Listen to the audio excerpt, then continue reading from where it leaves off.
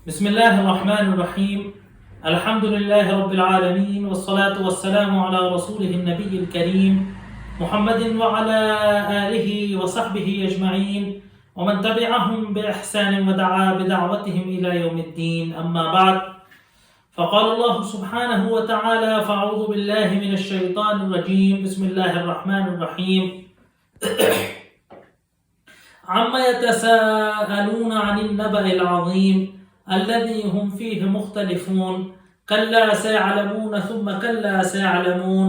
ألم نجعل الأرض مهادا والجبال أوتادا وخلقناكم أزواجا وجعلنا نومكم ثباتا وجعلنا الليل لباسا وجعلنا النهار معاشا وبنينا فوقكم سبعا شدادا وجعلنا سراجا وهاجا وأنزلنا من المعصرات ماء ثجاجا لنخرج به حبا ونباتا وجنات الفافا. صدق اللہ العظیم. محترم ناظرین، اس سے پہلے والے لیکچر کے اندر یہ بات بیان کی گئی تھی کہ قرآن کے آخری حصے کی چھوٹی سورتوں کی تفسیر کے سلسلے کو مکمل کرنے کے بعد اب اللہ تبارک و تعالیٰ کی توفیق و ہدایت سے انشاءاللہ سورہ عما پارے کی باقی صورتوں کو پورا کیا جائے گا، جو قدر بڑی صورتیں ہیں ان صورتوں کے مقابلے میں. اور اب جو گفتگو انشاءاللہ ہوگی وہ سورہ نبأ پر ہوگی. اس آخر قرآن کے جو مجموعی مضمون و مزاج تھا اس کے تعلق سے بھی تھوڑی سی روشنی ڈالی گئی تھی کہ تقریباً اس قرآن کے اس حصے میں جو آخری منزل ہے یا جو آخری کے دو پارے ہیں خاص طور سے، اور سورہ حدید سے لے کے سورہ تحریم تک جو مکی مدنی دور کی خاص صورتیں ہیں مدنی اس سوا پارے کے اندر، اس کو چھوڑ کر جو آخر قرآن کی صورتیں ہیں وہ زیادہ تر وہ صورتیں ہیں کہ جو ابتدائے وحی میں نازل ہوئی تھی. اللہ کے رسول صلی اللہ علیہ وسلم پر بعثت کے بعد، آپ کے نبی بنائے جانے کے بعد جو صورتیں شروع میں نازل ہوئی تھیں وہ صورتیں اس اخیر پارے کے اندر موجود ہیں. اب یہ اللہ تبارک و تعالیٰ کی حکمت ہے کہ ان صورتوں کو زیادہ پڑھا جاتا ہے، ان صورتوں کی زیادہ تلاوت کی جاتی ہے، ان صورتوں کو زیادہ نمازوں میں پڑھا جاتا ہے. کیونکہ یہ صورتیں بنیادی طور سے ذہن سازی اور فکر سازی کی صورتیں ہیں، اور وہ اجزاء کے جو فکر سازی اور ذہن سازی کے لیے ہوتے ہیں ان کو دہرانا اور ان کا تکرار کرنا اور ان معانی اور موضوعات کو بار بار اپنی کان اور اپنی نگاہ سے دہرانا تاکہ کان سے ٹکرا کر دل و دماغ تک پہنچ کر یہ معانی، یہ عقائد پیوست ہو کر ایک مسلمان کے کیریکٹر کو، ایک مسلمان کی شخصیت کو، ایک مسلمان کی پرسنالٹی کو ڈیولپ کرے. اس سلسلے میں جو سب سے اہم مضمون ہے ہماری روحانی طاقت کو بڑھانے اور ہمارے اندر عقیدے کی پختگی پیدا کرنے، یا جس کو کہا جائے کہ ایک دینداری کے جذبے کو اندر سے پیدا کرنے کا جو سب سے بڑا کار فرما ہے وہ ہے آخرت کا مضمون. جس طریقے سے مفسرین کرام نے مکی دور کے اہم مضامین میں لکھا ہے کہ توحید ہے، رسالت ہے، البعث بعد الموت ہے، تذکیر بایام اللہ ہے اور تذکیر بآلاء اللہ ہے، ان پانچوں مضامین میں جو معنوی اعتبار سے، جو انسان کے فکر بنانے کے اعتبار سے جو سب سے کارگر رہتا ہے وہ ہے آخرت کا تصور. اسی لیے حدیث پاک کے اندر آیا ہے نا کہ ہادم اللذات، کثرت سے ہادم اللذات کا، موت کا کثرت سے تذکرہ کیا کرو، عالم برزخ کا، قبر کا تذکرہ کیا کرو، آخرت کا تذکرہ کیا کرو،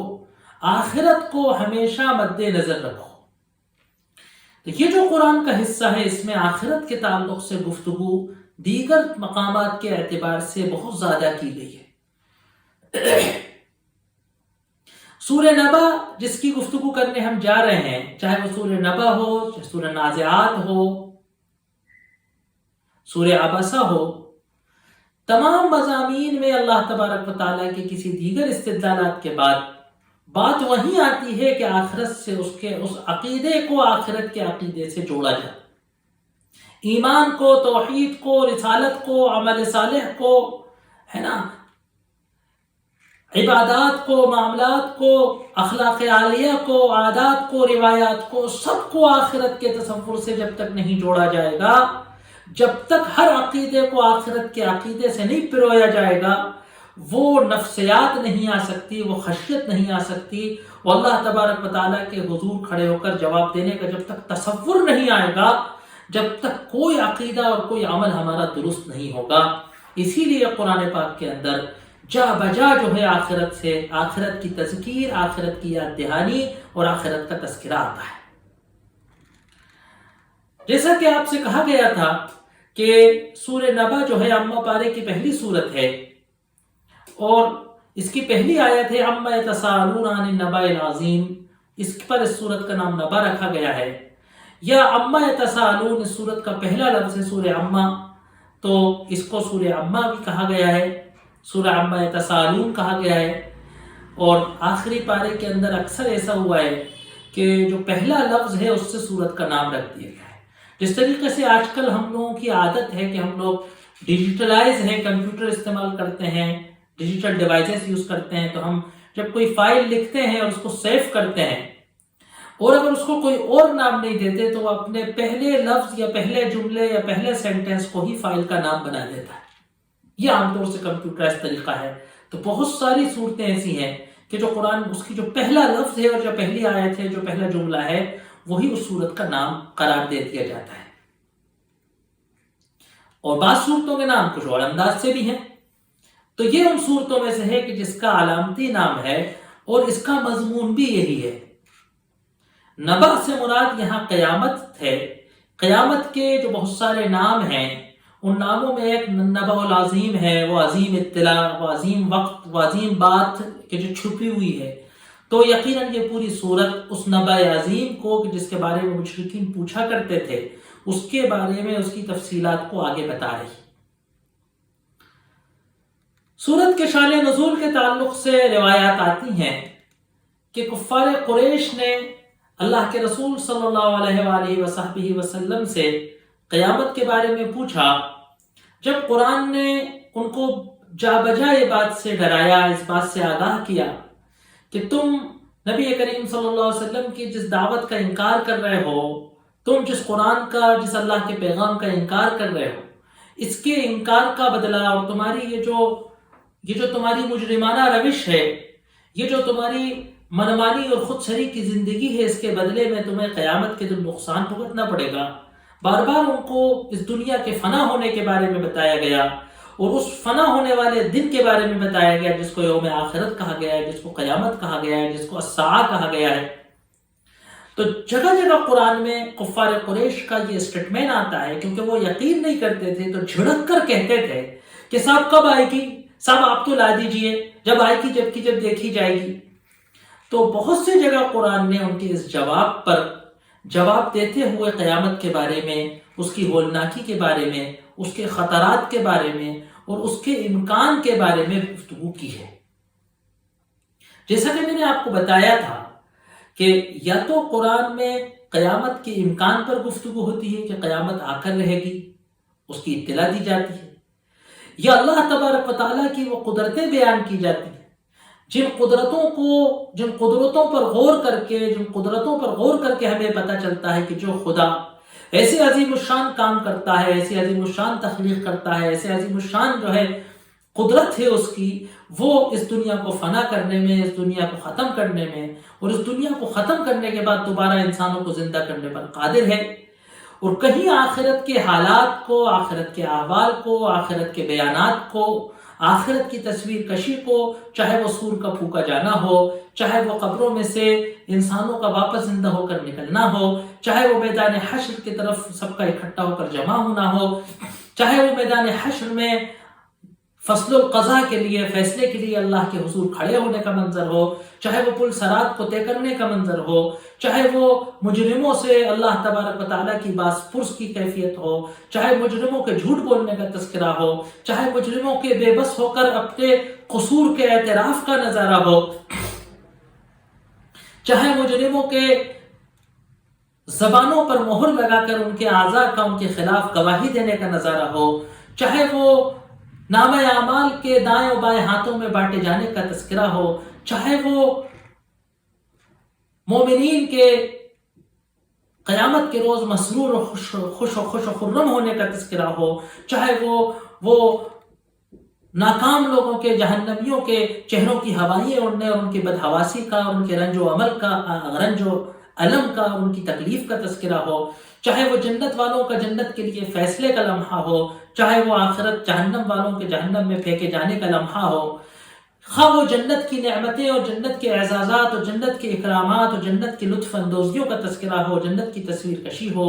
یا پھر وہ جہنم کے عذابوں کا، جہنم کی ہولناکیوں کا، جہنم کے خطروں کا، اور کافروں کا جہنم میں ستائے جانے اور علم بردار ہونے کا تذکرہ ہو، ان تمام چیزوں کا، اور اس کے علاوہ دیگر قیامت کے مناظر کا، آخرت کے مناظر کا، آخرت کی زندگی کی حقیقت کا، کہ جنت کی لطف اندوزیاں اور جنت کی حیات کا تصور، جنت کی تصویر کشی ایسی کہ جنت کی زندگی کا احساس ہونے لگے،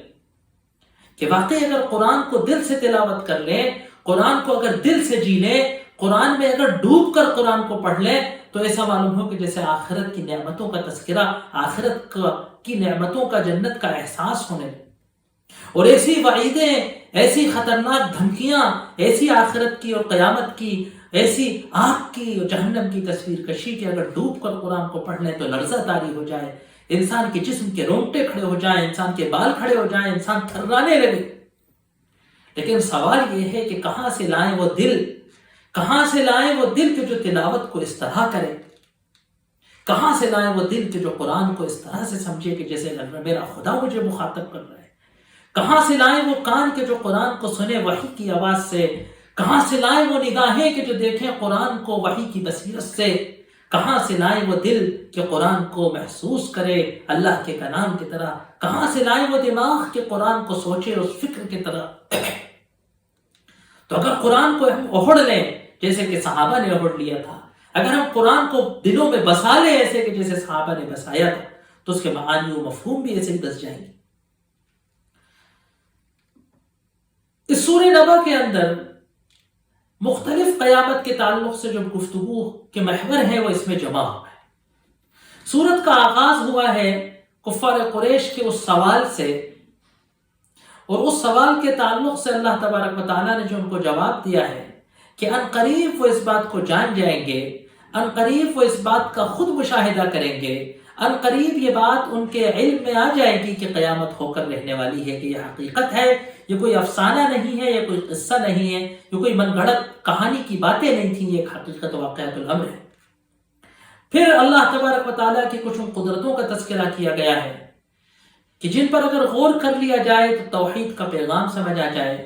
اللہ کا خالق کا صحیح تصور پیش آ جائے، اللہ کی قدرت کا اندازہ ہو جائے، اور اس بات کا احساس ہو جائے کہ وہ خدا کے جو ان چیزوں پر قادر ہے وہ روز قیامت کو برپا کرنے پر قادر ہے۔ پھر قیامت کے برپا ہونے کی تصویر کشی ہے، یوم ينفخ في الصور فتأتون افواجا، کہ سور میں پھونکنے کے بعد کس طریقے سے میدان حشر میں سب کو جمع کرا جائے گا، کیا نظارہ اور کیا منظر کشی ہوگی، قیامت میں اللہ کے حضور کھڑے ہونے کی بات کی گئی۔ پھر اگلا محور جو ہے وہ جہنمیوں کے، جہنم کے سزاؤں کا ہے نا، ان جہنم کانت مرصادا للطاغین مآبا لابسین فیہا احقابا، ہے نا، جہنم کے بارے، جہنمیوں کے بارے میں بڑے شارٹ کٹ، اور جو اس خاص طور سے آخری قرآن کا یا مکی صورتوں کا انداز ہے کہ جسے کہتے ہیں نا، ان جہنم کانت مرصادا للطاغین مآبا لابسین فیہا احقابا لا یذوقون فیہا الا بردا ولا شرابا الا حمیما وغساقا جزاء، ہے نا، یہ ایک خاص موسیقی انداز ہے کہ جو انسان کو چوٹ مارتا ہے، چوٹ مارتا ہے، چوٹ مارتا ہے۔ اور اس سے پہلے سابقہ لیکچر کے اندر بات ہوئی تھی کہ اگر ایک بوند پانی کی کسی مضبوط و پختہ چٹان میں، لیکن اگر ایک ہی جگہ تواصل کے ساتھ، تواتر کے ساتھ مستقل گرتی رہے تو اس میں چھید کر دیتی۔ تو یہ موسیقی انداز کے جو ضرب ہے دل و دماغ پر چوٹ پہنچاتی، اگر ہم کثرت سے اس کا تلاوت کریں گے، اگر ہم کثرت سے اس کے اندر غور و خوض کریں گے، کثرت سے اگر ہم اس کے نغمے کو محسوس کریں گے، تو ہمارے دل کے اندر، ہمارا دل تو بہت نرم ہوتا ہے، اگر اس پر سے غفلت کی چادر کو ہٹا دیا جائے، اگر اس پر سے جو ہے نفس پرستی کے خلاف کو چھیل دیا جائے، اگر اس پر سے شہوت کے گند کو ہٹا دیا جائے، اگر اس پر سے جو ہے دنیا داری کی دھول داس کو سمکا دیا جائے تو چمکتے ہوئے آئینے کی طرح ہے، ذرا سا گریبان میں جھانکو تو ہمیں اپنا چہرہ دکھا دیتا ہے۔ بس ضرورت ہے کہ دل کو صیقل کرنے کی، بس ضرورت ہے تو دل کو صیقل کرنے کی، چمکانے کی ضرورت ہے۔ غیر اللہ کی محبت، غیر اللہ کی عظمت اور غیر اللہ سے اس دل کو انگیج کرنے سے بچانا ہے۔ ہمارے ساتھ پریشانی کیا ہوتی ہے کہ ادھر بازار ہے، ادھر مکان ہے، ادھر دکان ہے، ادھر جائیداد ہے، ادھر پراپرٹی ہے، ادھر مسائل ہے، ادھر خاندان ہے، ادھر جھگڑے ہیں، ادھر بیوی ہے، ادھر بچہ ہے، ادھر نوکری ہے، اتنا ہنگامہ خیزی زندگی کی ہمارے ارد گرد مچی ہوئی ہے، اتنی دنیا داری کا پھیلاوا ہمارے ارد گرد ہے، اتنے رشتے اور رشتہ داروں کی تناؤ ہے، اتنے مسائل ہیں، اتنے مصائب ہیں، اتنی خواہشات ہیں، اتنی تمنائیں ہیں، اتنی آرزوئیں ہیں، اتنے ٹارگیٹ ہیں، اتنے ہدف ہیں کہ ان کے پیچھے بھاگتے بھاگتے زندگی کم پڑتی ہے۔ کبھی انسان کو اپنے دل کے بارے میں سوچنے کا موقع ہی نہیں ملتا۔ بس ان ہنگاموں سے اگر دل کو صیقل کر کے چمکا لیں تو واقعی دل تو دل ہے، دل تو ہمارا عکاس ہے، دل تو ہمارا آئینہ ہے، دل تو ہمارا ہم سفر ہے۔ جب تک یہ دھڑک رہا ہے ہماری سانس ہے، جس دن یہ دھڑکنا روک دیتا ہے اس دن ہماری سانس کٹ جاتی۔ یہ ہماری حیات کا عنصر ہے، لیکن ہم نے اس کو مردہ کر رکھا ہے۔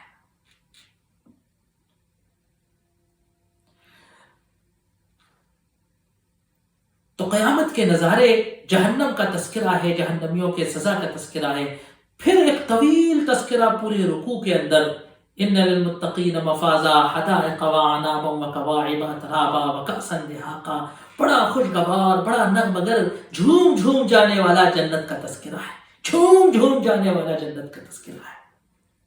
اور جو سورت شروع ہوئی تھی کافروں کے ایک سوال سے، کافروں کے ایک اعتراض سے کہ عما یتساءلون، نبأ عظیم کی کیا قیامت آئے گی بھی، وہی سورت کا اختتام ہوتا ہے کافروں ہی کے ایک اسٹیٹمنٹ پہ، یا لیتنی کنت ترابا۔ یہ قیامت کے جس کے وقوع میں ابتدائی سورت میں کافر کو شک تھا، قیامت کے بعد جنت و دوزخ کے فیصلوں کے بعد کافر یوں کہے گا، حسرت و ملال میں کف افسوس ملتے ہوئے کہے گا، یا لیتنی کنت ترابا۔ یہ انسان کے جو کیا کیا بننے کی تمنائیں کرتا ہے، یہ انسان کے جو کن کن عہدوں پہ فائز ہونے کی ہوڑ لگاتا ہے، یہ انسان اپنے نام کے آگے کیا کیا لگانے کی تمنائیں کرتا ہے کہ میں فلاں بن جاؤں، میں انجینئر بن جاؤں، میں ڈاکٹر بن جاؤں، میں فیلسوف بن جاؤں، میں سائنٹسٹ بن جاؤں، میں منسٹر بن جاؤں، میں فلاں بن جاؤں، میں فلاں بن جاؤں، میرا نام اخباروں میں چھپا کرے، میرا نام ٹیلی ویژن کے چینلوں پہ آیا کرے، میرا نام مالداروں کی لسٹ میں چھپ جائے، تو میرا نام علماء کی فہرست میں آ جائے، میرا نام کارڈوں پر چھپ جائے، میرا نام اخبار کی سرخیوں میں چمک جائے۔ کیا کیا انسان اپنے نمود کے لیے، اپنے آپ کو پیش کرنے کے لیے کوششیں کرتا ہے، اپنے آپ کو کیا کیا بنانے کی تمنائیں کرتا ہے۔ یہ قیامت کے دن یوں کہے گا، یہ قیامت کے دن یوں کہے گا کہ کاش میں کوئی شے نہ ہوتا، کاش میں فلاں نہ ہوتا، میں فلاں نہ ہوتا، کاش میں مالدار نہ ہوتا، کاش میں عالم نہ ہوتا، کاش میں یوں نہ ہوتا، کاش میں یوں نہ ہوتا، کاش میں وہ نہ ہوتا، کاش میں دھول و مٹی ہوتا، میں غبار ہوتا، میں بے جان ہوتا کہ مجھ سے سوال نہیں ہوتا، میں حیش و بے قیمت ہوتا کہ مجھے جواب نہیں دینا پڑتا۔ کنگال کہے گا کہ خدایا کیا تیرا انعام ہے، تیرا احسان ہے کہ تو نے فقیر بنایا تھا تو دولت کا سوال نہیں۔ بے چھت والا پوچھے گا کہ خدا تو نے بے سہارا بنایا تھا، چھتوں کا جواب نہیں دینا پڑے گا۔ کنگال پوچھے گا، شکر کرے گا خدا کا کہ تو نے جائیداد نہیں دی تو اس کا جواب نہیں دینا پڑے گا۔ جاہل شکر کرے گا کہ اللہ تو نے اندھے ہے، تو نے جہالت کے اندھیرے میں رکھا تھا، آج علم کا جواب نہیں دینا پڑے گا۔ جتنا جسے نوازا اتنا ہی اس کا سوال۔ آخری تمنا یہ ہوگی کہ کاش ہم مٹی ہوتے، کاش ہم بے جان ہوتے، کاش ہم بے اثر ہوتے، کاش ہم بے نام ہوتے، کاش ہم کوئی چیز نہ ہوتے۔ یہ کون تمنا کرے گا کہ جو چیز بننے کے لیے پوری زندگی ہوڑ مچاتا ہے، جو پانے کے لیے دوسروں سے چھینتا ہے، جو چڑھنے کے لیے دوسروں کو گراتا ہے، جو بننے کے لیے دوسروں کو مٹاتا ہے، جو چھانے کے لیے دوسروں کو اڑاتا ہے، وہ تمنا کرے گا کہ میں دھول و غبار ہوتا، میں گرد ہوتا جس کو جھاڑو سے جھاڑ کر پھینک دیا جاتا۔ تو اس عظیم سورت کے اندر یہ سب موضوعات ترتیب کے ساتھ بیان کی گئے ہیں، اس لیے یہ سورت بڑی اہم ترین سورت ہے۔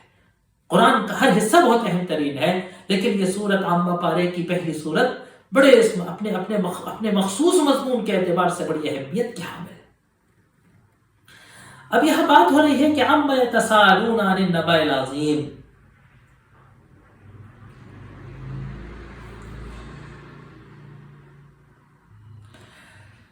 عن النبأ العظیم، عما یتساءلون کس بارے میں پوچھا کرتے ہیں؟ یہ عما جو ہے یہ عن ما کا مختصر ہے کہ کائے کے بارے میں کیا پوچھتے ہیں تم سے نبأ عظیم کے بارے میں۔ نبأ اصل میں عربی میں کہا جاتا ہے بہت اہم خبر کو، خبر کہا جاتا ہے کسی بھی اطلاع کو، لیکن نبأ کہا جاتا ہے بہت اہم ترین خبر کو، اہمیت والی خبر کو۔ تمام انبیاء کرام نے اور آسمانی کتابوں نے قیامت کی خبر دی ہے، اور خبر بھی کیسی کی بڑی اہم خبر ہے۔ اہم کیوں؟ کہ اس کا انسان کی زندگی میں بڑا اثر ہے، وہ انسان کی زندگی میں بڑا خطرناک موقف رکھتی ہے، انسان کی زندگی میں وہ بڑا ایک رول ادا کرتی ہے۔ یہ نبأ عظیم، اس عظیم اطلاع کے بارے میں پوچھتے ہیں۔ اب قیامت کے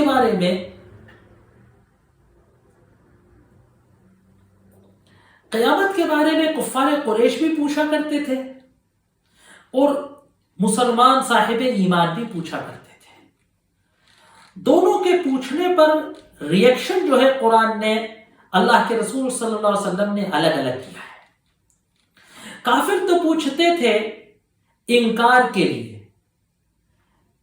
مذاق اڑانے کے لیے، چڑھانے کے لیے، وہ کہتے تھے کہ صاحب آپ تو لے آئیے، کیونکہ انہیں یقین تھا کہ نہیں آئے گی، تو کہتے تھے صاحب آپ تو بحث مت کیجیے، آپ تو قیامت لے آئیے، جب فیصلہ ہی کرا دیجیے۔ تو ان سے کہا جاتا تھا کہ جب آئے گی جب پتہ چلے گا۔ انکار والوں کو جواب دیا گیا کہ جب آئے گی تو جب تمہارے ہوش ٹھکانے آ جائیں گے تمہیں پتہ چل جائے گا کہ جس چیز کا تم انکار کرتے ہو وہ کیا ہوتا ہے۔ مومنین سوال کرتے تھے اس کی طلب کے لیے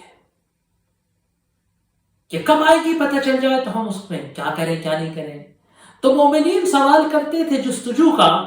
وہ کافر سوال کرتے تھے انکار و عناد کا، تو ان کو تو ڈانٹ کر جھڑک کر جواب دیا گیا۔ وہ مومنوں کے سوال پر سرور کائنات محمد صلی اللہ علیہ وآلہ وصحبہ وسلم نے یوں فرمایا، ایک شخص نے پوچھا کہ اللہ کے رسول صلی اللہ علیہ وسلم قیامت کب آئے گی؟ آپ نے یہ نہیں کہا کہ کب آئے گی یا کب نہیں آئے گی، آپ نے یوں کہا کہ ما اعددت لہا، تم نے اس کی تیاری کیا کی ہے۔ تو قیامت کا وقت جاننا، قیامت قریب آ گئی ہے نہیں آ گئی ہے، کب آئے گی، یہ مباحث کوئی اہمیت نہیں رکھتی۔ اہمیت یہ رکھتی ہے کہ قیامت یقیناً آئے گی، اور ہمیں اس دن وہ سارے حالات کا سامنا کرنا پڑے گا کہ جس کا قرآن پاک کے اندر یا احادیث صحیحہ، احادیث مبارکہ کے اندر ذکر آیا ہے۔ ہمیں ان حالات سے دوچار ہونا ہوگا، ہمیں اللہ کے حضور اپنی زندگی کا پورا لیکھا جوکھا پیش کر کے جواب دینا ہوگا، اور اس کے بدلہ ثواب کی صورت میں یا عقاب کی صورت میں، سزا کی صورت میں، انعام کی صورت میں یا سزا کی صورت میں بھگتنا ہوگا۔ یہ اصل معنی رکھتا ہے۔ اسی لیے قرآن نے کہا کہ عما یتساءلون عن النبأ العظیم الذی ہم فیہ مختلفون، وہ نبأ عظیم کہ جس میں وہ مختلف ہیں، اختلاف کرتے ہیں۔ یعنی کیا اختلاف کرتے ہیں؟ کہ ہوگی کہ نہیں ہوگی، اس میں اختلاف کر رہے ہیں۔ اب کافروں میں بھی دو گروہ تھے، ایک وہ کہ جو یکلخت منکر تھا، دیدہ دلی کے ساتھ مناظرہ کرتا تھا کہ صاحب قیامت نہیں ہوگی، اور ایک وہ کہ جو کہتے تھے کہ کیا معلوم صاحب آتی بھی ہے کہ نہیں آتی۔ ایک بڑا طبقہ اہل ایمان کا کہ جو اپنے آپ کو مومن تصور کرتے ہیں، ہم لوگ جو اپنے آپ کو مسلمان تصور کرتے ہیں، ان کا ہے جو اس کیٹیگری میں ہے کہ زبان سے تو قیامت کے وقوع کا، آخرت کا اقرار کرتے ہیں، لیکن ان کے دل کے اندر اس کا ویسا یقین نہیں ہے جیسا ہونا چاہیے. اسی لیے ان کی عملی زندگی کے اندر، ان کے اعتقاد کی زندگی کے اندر، ان کے تصورات کے اندر، ان کی فکر کے اندر، ان کے نظریات کے اندر، ان کی ترجیحات کے اندر اور ان کی زندگی کے طریقوں کے اندر، ان کی زندگی کے تئیں نگاہ کے اندر وہ حقیقت نہیں ہے کہ جو آخرت کی ایمان لانے پر ہوتی ہے. آپ دیکھیے اللہ تبارک و تعالیٰ نے قرآن میں چند جگہ یوں فرما دیا کہ اللہ پر ایمان لاؤ، اس کے رسولوں پر ایمان لاؤ، اس کی کتابوں پر ایمان لاؤ، فرشتوں پر ایمان لاؤ. لیکن کتنی جگہ اس کے علاوہ یوں کہا کہ اللہ اور یوم آخرت پر ایمان لا، اللہ اور یوم آخرت پر ایمان، اللہ اور یوم آخرت. کیونکہ یہ دونوں ایمان کے وہ چھور ہیں کہ جن پر مکمل عزم مصمم کے بغیر، پختہ یقین کے بغیر، ایسا یقین کہ جس میں شک کی کوئی رائے کے ذرے کے برابر گنجائش نہ ہو، اللہ کے ہونے اور اس کی ذات و صفات، اللہ کے ہونے اور اس کے ویسا ہونے پر کہ جیسی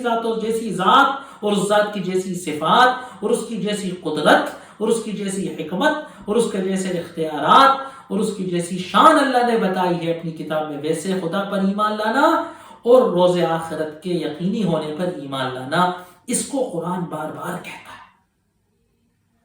تو الذی ہم فیہ مختلفون، وہ قیامت کی جس کے وقوع کے بارے میں ان کافروں کی آراء اور افکار الگ الگ ہیں. کوئی اغلق ایمان نہیں لاتا، کوئی مانتا ہی نہیں ہے. کوئی مانتا ہے تو کہتا ہے کہ جو اس دنیا میں معزز ہے وہ اس دنیا میں بھی معزز ہوگا.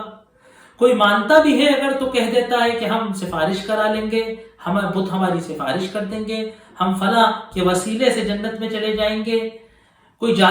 مانتا بھی ہے تو کہتا ہے کہ صاحب وہ تو سب یہ کہ ٹھیک ہے صاحب، ایک زندگی ہے، ایک سرور ہے نا، اٹھ کر یہ زندگی کا دوسرا روپ ہے یا ہمارا ایک دوسرا روپ ہے نا. تمام مذاہب میں آخرت کا تصور ہے، لیکن وہ تصور ایسا نہیں ہے کہ جو انسان کو آخرت کی اس یقین تک لے جائے. اسی لیے قرآن میں آخرت پر اس کی تصویر کشی پر اتنا زور دیا گیا ہے کہ بالکل تصویر ہمارے سامنے آخرت کے وقوع کی اور آخرت کے ہونے کی یقینی بن جائے. اور پھر مختلفون میں وہ متذبذب اہل ایمان جن نے کلمہ تو پڑھا ہے لیکن یقین ان کا بھی تذبذب کی حالت میں ہے، ایمان ان کا کمزور ہے، وہ بھی اس کی کیٹیگری میں تھوڑے تھوڑے آ جائیں گے. ضرورت ہے کہ وہ قرآن کی تلاوت کے ذریعے قرآن کے ان اجزاء کو بار بار اپنے دل و دماغ سے گزار کر اپنے ایمان کو، اپنے مشکوک ایمان کو یقین میں بدلیں. کیونکہ اگر آپ آج ہمارے معاشرے کا تجزیہ کریں گے، آج آپ اگر اپنے دل کو ٹٹولیں گے، اگر اپنے دل کو ٹٹولیں گے، چھوئیں گے، تو ہمیں پتہ چلے گا کہ ایک بڑا طبقہ، ہم میں سے زیادہ تر لوگ اسی کیٹیگری کے ہیں کہ جن کو یا تو ضعیف الایمان کہنا چاہیے یا ان کو جو ہے غیر اختیاری منافق کہنا چاہیے. تو اما یتساءلون عن النبأ العظیم، کیا تم سے پوچھا کرتے ہیں اس نبأ عظیم کے بارے میں کہ جس کے الذی ہم فیہ مختلفون، کہ جس کے بارے میں ان کے اعتقاد مختلف ہیں، جس کے بارے میں ان کا عقیدہ ہٹ کر ہے. کلا سیعلمون ثم کلا سیعلمون، ہرگز کلا، اب یہ جو کلا ہے لفظ عربی کا، اس کے دو مطلب آتے ہیں اور یہاں دونوں ہی ترجمے بڑے معنی ہیں. ایک ہے کہ کلا کہتے ہیں آگے پہلے گزرے ہوئے جملے کی تردید کے، کلا ہرگز نہیں، بات یوں نہیں ہے کہ جیسے تم کہتے ہو. ہرگز قیامت اختلاف کرنے کی یا اس پر انگلی سوال یا نشان اٹھانے کی بات نہیں ہے، قیامت یقینی ہے. تو کلا سیعلمون، ہرگز بات یوں نہیں ہے، سیعلمون ان قریب یہ جان جائیں گے کہ قیامت حقیقت ہے. ثم کلا سیعلمون، پھر ہرگز نہیں، بات یوں نہیں ہے، یہ یقیناً. یا پھر ایک یہ کہ کلا آتا ہے لفظ تاکید کے،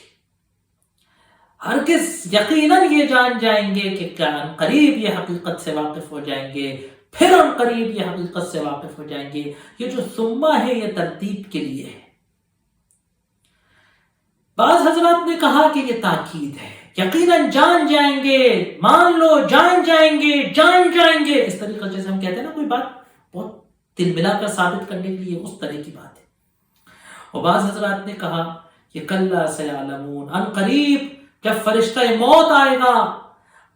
تو موت کے وقت یہ سمجھ جائیں گے کہ آخرت یقینی ہے. وَكَلَّا ثُمَّ كَلَّا سَيَعْلَمُونَ، اور پھر جب سور پھونکے گا اور میدان حشر میں اللہ کے حضور کھڑے ہوں گے، جب یہ اپنی قبر سے جسم میں دوبارہ روح ڈال کے نکالے جائیں گے تو پھر یہ حقیقت آخرت سے خوب آگاہ ہو جائیں گے. یہاں پر جو ہے اللہ تبارک و تعالیٰ نے کافروں کے، مشرکوں کے اس سوال کا، جہاں قیامت پر ان کے اس شک اور اعتراض کا تذکرہ کیا، اور پھر اس کا یہ ایک الزامی ٹائپ کا جواب دیا کہ جو منطق سے نہیں سمجھ سکتا، جو دلیل سے نہیں سمجھ سکتا، جو سمجھانے سے نہیں سمجھ سکتا، تو پھر وہ انجام بد سے ہی جا کر سمجھتا ہے. اب اس کے بعد جو ہے اللہ تبارک و